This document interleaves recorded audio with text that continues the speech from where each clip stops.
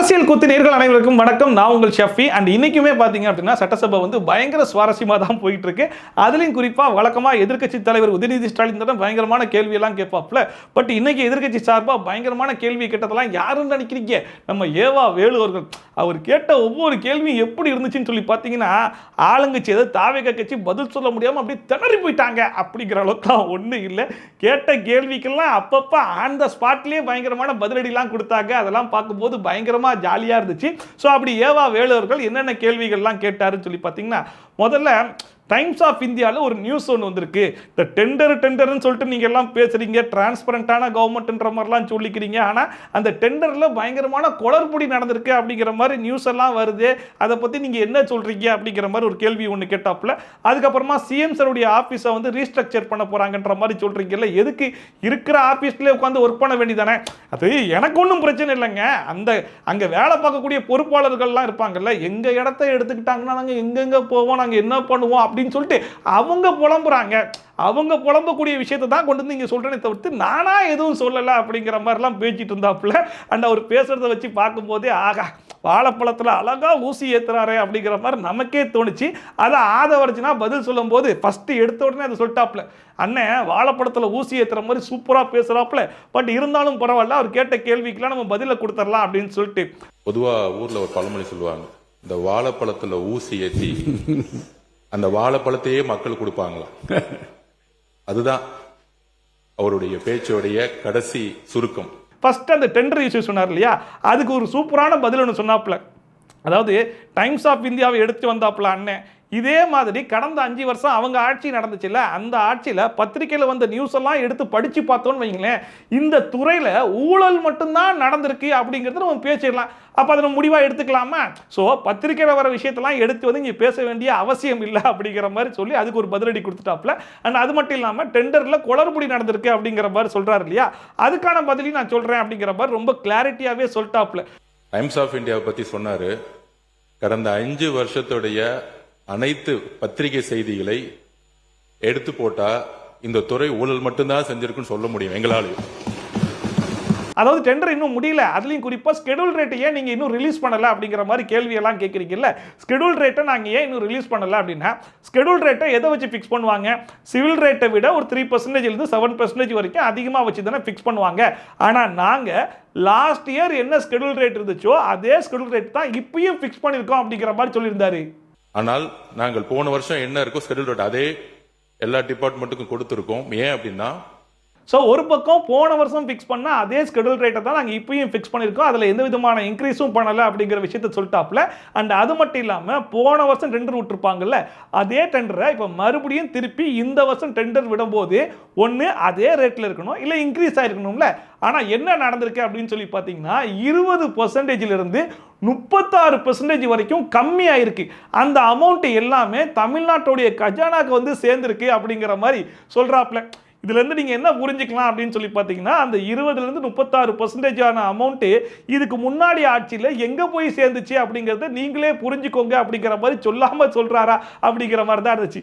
சுமார் 20லிருந்து 36% வேல்யூ கம்மியாக இன்னைக்கு டெண்டர் வந்து கொண்டு இருக்கு. அதை இந்த மாமன்றத்தை தாக்கல் செய்ய நாங்கள் ரெடியா இருக்கிறோம். ஆல்ரெடி போன கவர்மெண்ட்ல போட்ட டெண்டர்ஸ் திருப்பியும் புதுசா டெண்டர் விடும் பொழுது சிலிண்டரோட வேல்யூ இன்னைக்கு கம்மியாக கிடைத்து அந்த பணம் எல்லாம் நம்மளுடைய ட்ரெஷரிக்கு வந்து கொண்டிருக்கிறதுங்கிறதான் உண்மை. அண்ட் அது மட்டும் இல்லாமல் ஒரு சூப்பரான குட் நியூஸும் சேர்த்தே சொல்லியிருக்காப்புல. அது என்ன அப்படின்னு சொல்லி பார்த்தீங்கன்னா, நெடுஞ்சாலைத்துறையிலையும் சரி பொதுப்பணித்துறையிலையும் சரி ஒரு டீட்டெயில்டான வெள்ளை அறிக்கையை நான் வெளியிட போகிறேன். அப்படி வெளியிடும் போது அதுக்குள்ளே என்னென்ன நடந்திருக்கு, யார் யார் எங்கெங்கெல்லாம் கை வச்சிருக்காங்க, யார் யார் எங்கெங்கெல்லாம் ஊழல் பண்ணியிருக்காங்க, எங்கெங்கெல்லாம் பார்ட்டி ஃபண்டு போயிருக்குது அப்படிங்கிற விஷயம் எல்லாமே அது மூலிமா வெளியே வருவதற்கான வாய்ப்புகள் நிறையவே இருக்குது. அதை பற்றி நான் இப்போ பேச விரும்பல. நான் வெள்ளை அறிக்கை வெளியிட்டேன் அப்படின்னா அதுக்கப்புறம் அதை பற்றி டிஸ்கஸ் பண்ணிக்கலாம் அப்படிங்கிற மாதிரி சொல்லிட்டாப்புல. ஸோ அந்த வெள்ளை அறிக்கை வெளியே வரும்போது யார் யாரெல்லாம் எப்படியெல்லாம் மாட்ட போகிறாங்க அப்படிங்கிறது தெரியல. கூடிய சீக்கிரத்தில் வெள்ளை அறிக்கை வெளியிட போறோம். நெடுஞ்சாலை துறையிலையும் பொதுப்பணித்துறையிலையும் கடந்த 5 வருடங்களாக நடந்த அனைத்து டெண்டர்களையும் என்ன நடந்தது என்று அண்ட் அது மட்டும் இல்லாமல் ஏவா வேலு அவருடைய ரெண்டாவது கேள்வியில் சிஎம் சார் இப்போ இருக்கிற ஆஃபீஸ்லேயே உட்காந்து வேலை பார்த்துட்டு போக வேண்டியதானப்பா, எதுக்குப்பா மற்றவங்களுக்கு கஷ்டப்படுத்திட்டு இருக்காரு, அது எதுக்கு ரீஸ்ட்ரக்சர்லாம் பண்ணிக்கிட்டு அப்படிங்கிற மாதிரி கேள்வியெல்லாம் கேட்டார் இல்லையா. அதுக்குமே ஆதவர்ஜினா ஒரு சூப்பரான பதில் ஒன்று சொல்லிட்டாப்புல. அதாவது கலைஞர் அவர்கள் இருக்கும்போதும் செக்ரட்டரியேட் கட்டணும்னு சொல்லிட்டு ஆசைப்பட்டாப்புல, நம்ம அம்மையார் ஜெயலலிதா அவர்களுமே செக்ரட்டரியேட் கட்டணும்னு சொல்லி ஆசைப்பட்டாங்க. ஆனால் அதெல்லாம் நடக்காமல் போயிடுச்சு. அவங்க ஏன் ஆசைப்பட்டாங்க அப்படின்னா, இப்போ இருக்கிற பில்டிங்கில் போதுமான வசதி இல்லை. டாய்லெட் வசதியே எப்படி இருக்குன்றதை நீங்களே வந்து பார்த்தீங்கன்னா உங்களுக்கே தெரியும். இப்படி இருக்கும்போது சிஎம் சார் சுயநலமா நான் இருக்கிற இடத்த மட்டும் சரி பண்ணா போதும் அப்படிங்கிற மாதிரி நினைக்கல. அங்க இருக்கிற எல்லாருக்குமே சரியான வசதி கிடைக்கணும் அப்படிங்கிறதுக்காக தான் இந்த ரீஸ்ட்ரக்சரையே பண்றாரு. இதை முதல்ல நீங்க புரிஞ்சுக்கோங்க அப்படிங்கிற மாதிரி அதுக்கான பதிலையும் அங்கேயே கொடுத்துட்டாப்ல. செக்ரட்டரியேட் கட்டணும்னு கலைஞர் நினைச்சாரு, அதுல ஏதாவது உடன்பாடு இல்லாம இருக்கா?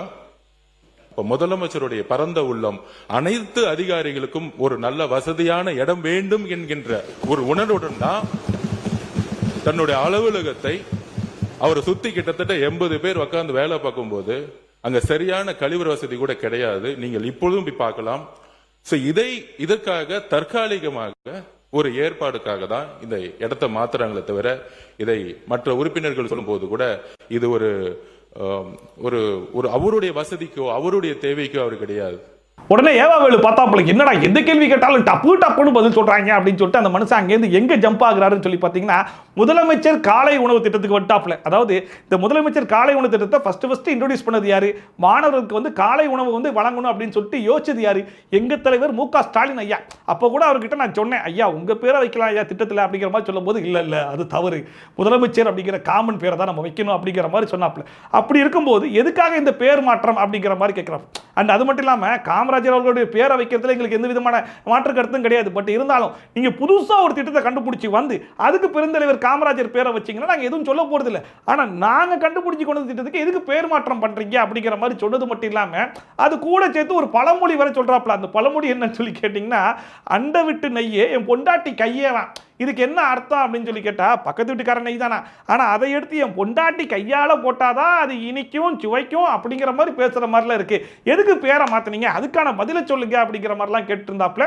இது பயங்கரமா லாக் பண்ற கொஸ்டின். இதுக்கு வந்து பதில் சொல்ல முடியாம அப்படி திணறி போறாங்க அப்படிங்கிற மாதிரிலாம் எதிர்பார்த்திருப்பாரா என்னன்னு தெரியல. ஆனா ராஜ்மோகன் நினைச்சு ஒரு சூப்பரான பதில சொன்னாப்ல. அதுக்கு முன்னாடி அவர் என்ன சொன்னார் அப்படின்னு சொல்லி பாத்தீங்கன்னா, நேத்து நடந்த இன்சிடென்ட்டையும் சுட்டி காமிச்சாப்ல. கலைஞர் அவர்கள் மீது எங்களுக்கு பயங்கரமான மதிப்பு இருக்குது. நேத்து எங்களுடைய அமைச்சர் கலைஞர் பேரை சுட்டி காட்டி பேசும்போது என்னுடைய சிஎம் மன்னிப்பு கூட கேட்டார், அதை நீங்க முதல்ல புரிஞ்சுக்கணும் அப்படிங்கிற மாதிரி சொல்லிட்டு, அண்ட் இதுக்கு முன்னாடி அதாவது 1996 நடந்த ஒரு சம்பவத்தை சுட்டி காட்டி சொன்னாப்ல. அதாவது கலைஞர் அவர்கள் சொன்ன விஷயத்தை தான் நான் சொல்றேன், நானா எதுவும் சொல்லல. ஜே சிட்டி அப்படின்னு சொல்லிட்டு இருந்த பெயரை மாத்தி எம்ஜிஆர் திரைப்பட நகரம் அப்படின்னு சொல்லிட்டு பெயரை மாத்திரம்னு சொல்லிட்டு அவர் அப்பவே பெயர் மாற்றம் பண்ணியிருக்காரு.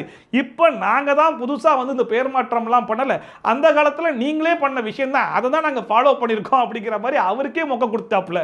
திரைப்பட நகர் ஜே சிட்டி ஒன்று ஆரம்பிக்கப்பட்டது பற்றி உங்களுக்கு எல்லாம் தெரியும். கலைஞர் சொல்றார், இதன் பெயரை நாங்கள் ஆட்சி பொறுப்புக்கு வந்த பிறகு பொருத்தமான பெயராக இருக்கும் என்று ஜே சிட்டி எம்ஜிஆர் திரைப்பட நகராக நான் மாற்றுகிறேன். கலைஞரே அறிவித்திருக்கிறார். பெயர் மாற்றம் என்பது காலங்காலமாக நடப்பது. அண்ட் இந்த திட்டம் மட்டும் கிடையாது, இன்னும் எக்கச்சக்கமான திட்டத்துக்குலாம் நீங்க பெயர் மாற்றம் பண்ணிருக்கீங்க. அதுல குறிப்பா சொல்லணும் அப்படின்னா, அம்மா பசுமை வீடு, அம்மா மருந்தகம், அம்மா மினி கிளினிக், இது எல்லாத்துக்குமே நீங்க எப்பேற்பட்ட பேரை மாத்தி வச்சிருக்கீங்க அப்படிங்கிறது நான் சொல்லிதான் உங்களுக்கு தெரியணுன்ற அவசியம்லாம் கிடையாது. கண்டிப்பா உங்களுக்கே தெரிஞ்சிருக்குமே அப்படிங்கிற மாதிரி சொல்லாம சொல்லிட்டாப்ல. அது மட்டுமல்ல, அம்மா பசுமை வீடு கலைஞர் கனவு இல்லமாக மாறுகிறது. அம்மா மருந்தகம் முதல்வர் மருந்தகம் மாறி இருக்கிறது. அம்மா மினி கிளினிக் முதல்வர் கிளினிக்காக மாறி இருக்கிறது. அண்ட் இப்போ எதுக்காக நாங்க பெருந்தலைவர் காமராஜர் அவருடைய பேரை இந்த திட்டத்துக்கு வச்சிருக்கோம் அப்படிங்கிறதுக்கும் சேர்த்தே நான் பதில் சொல்லிடுறேன் அப்படின்னு சொல்லிட்டு அதுக்கான பதிலுமே வந்து சொன்னாப்ல. தமிழ்நாட்டில் முறையா தமிழ்நாட்டு முழுக்க இருக்கக்கூடிய மாணவர்களுக்கு உணவு வழங்கணும் அப்படிங்கிற மாதிரி யோசிச்ச ஒரே தலைவர் பெருந்தலைவர் காமராஜர் அவர்கள் தான். அதை தொடர்ந்து நிறைய பேர் அந்த உணவு திட்டத்தை விரிவாக்கம் பண்ணிட்டே வந்தாங்க. இப்போ நாங்களுமே காலை உணவு திட்டத்தை நீங்க 5th ஸ்டாண்டர்ட் வரைக்கும் தான் போட்டீங்க, நாங்க அதை எக்ஸ்டெண்ட் பண்ணி 8th ஸ்டாண்டர்ட் வரைக்கும் கொடுத்துருக்கோம்ல. அப்படி ஒரு மாற்றத்தை உருவாக்கிட்டு தான் நாங்க பேரை மாட்டிருக்கோம். இந்த திட்டத்துக்கு பெருந்தலைவர் காமராஜர் பேரை தவிர்த்து வேற யாருடைய பேரும் பொருத்தமாக இருக்காது அப்படிங்கிறத இந்த நேரத்தில் சுட்டி காட்ட நான் விருப்பப்படுறேன் அப்படிங்கிற மாதிரி சூப்பரா சொல்லி முடிச்சாப்ல.